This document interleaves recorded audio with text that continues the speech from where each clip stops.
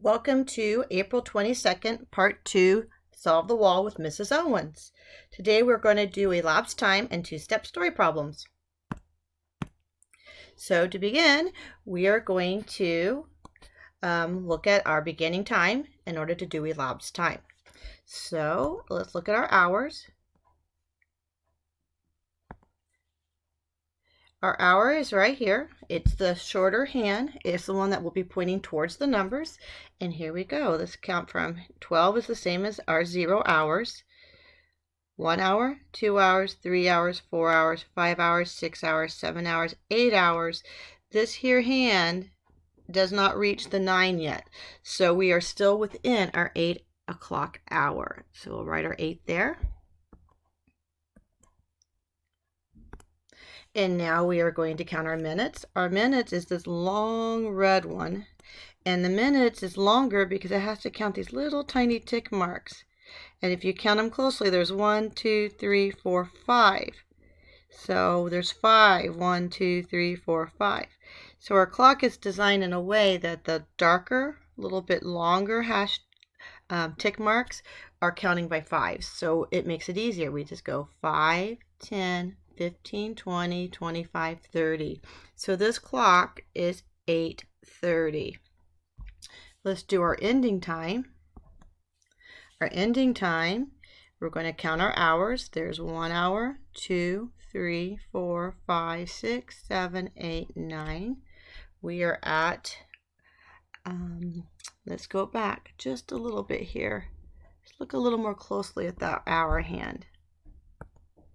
We have to decide, is that hour hand actually touching the 9? It is so close. So I look here and it is almost there, but it's not quite on that dark tick mark. So we're actually at 8 o'clock right now, but we are getting really close to the new hour. Let's count our minutes and see how many minutes this one was. Let's count by 5s. 5, 10, 15, 20, 25, 30, 35, 40, 45, 50, 55. Now that we've got to the 5s, now we have to go 55, and there's 56 and 57. We only have 3 more minutes to get to 9 o'clock, which is why we go back and look at the hour hand. It was so close to the 9 o'clock. Now, let's do our elapsed time. I like to do elapsed time on a number line. The number line, remember, when we do a number line, the smaller number, in this case 8:30, goes on the left side. And as you proceed this direction, the time or number gets bigger. So, we're starting at 8:30, and somewhere down here on our number line is 8:57. Okay, I am going to go and count by 5s first, or you could count by 10s, or you could count by 1s, but I'm going to do 5s. I do small hills for 5. That's 5. So I'm at 8:30 plus 5 more minutes, 8:35, 8:40, 8:45, 8:50, 8:55. I want to stop right there and write my 8:55.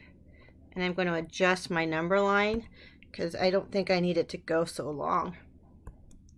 So I'm at 8:55, and remember, I'm trying to get to 8:57. So all I'm going to have to do now, I'm going to do really tiny 8:56, 8:57. Right there is 8:57. So I come back. This was a 5. This little jump was 5. That was a 5. That was a 5. That was a 5. But these were little tiny 1s. So I just have to add up all of those.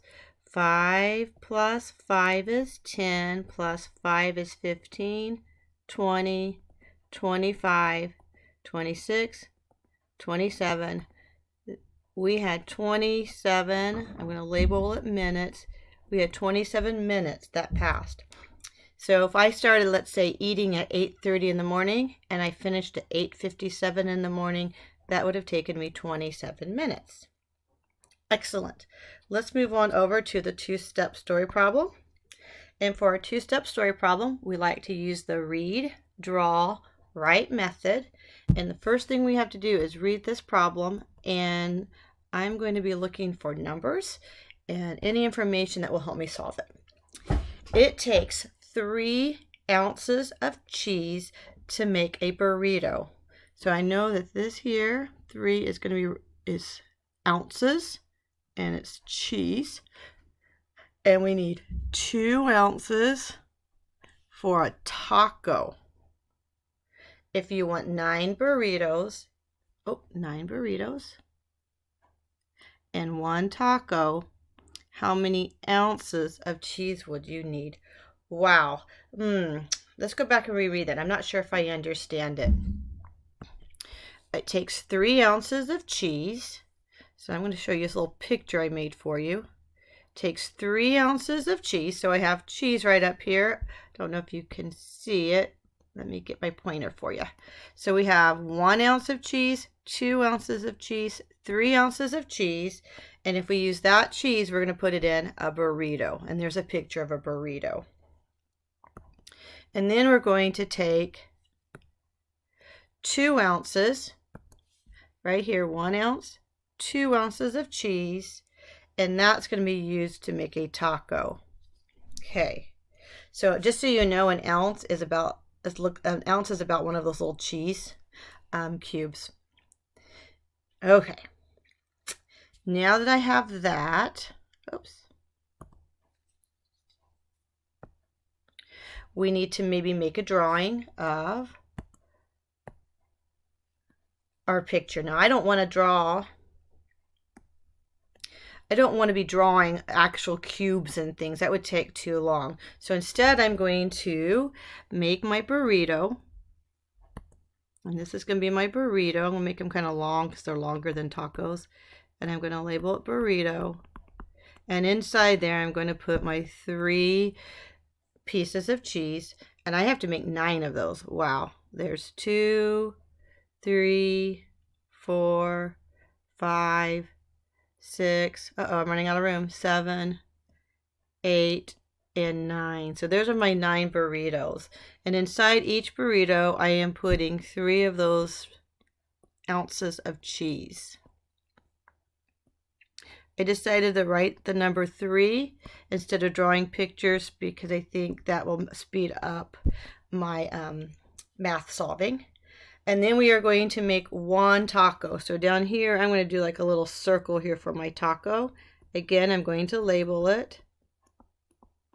And I'm going to put, it looks like tacos only need 2 of those cheeses, those 2 ounces of cheese. So there's my picture. And now I just have to write some equations. And I already see what I'm going to do. My first step is to figure out how much cheese we need for our burrito. So how much cheese for our burritos? That's 1, 2, 3, 4, 5, 6, 7, 8, 9. So I have 9 burritos and each one has 3. And I know that 9 times 3 is 27. So it's going to take 27 ounces of cheese just for those 9 burritos. And I know that tacos take 2 ounces. So now I can do my second step and do 27 ounces of cheese for burritos plus 2 more for that 1 little taco, and that's going to give me 29 ounces needed. So I have to write that in a complete sentence. You'll need 29 total ounces. OZ is the abbreviation for ounces of cheese. And that completes today's lesson on Solve the Wall. See you tomorrow for the next version or edition of Solve the Wall.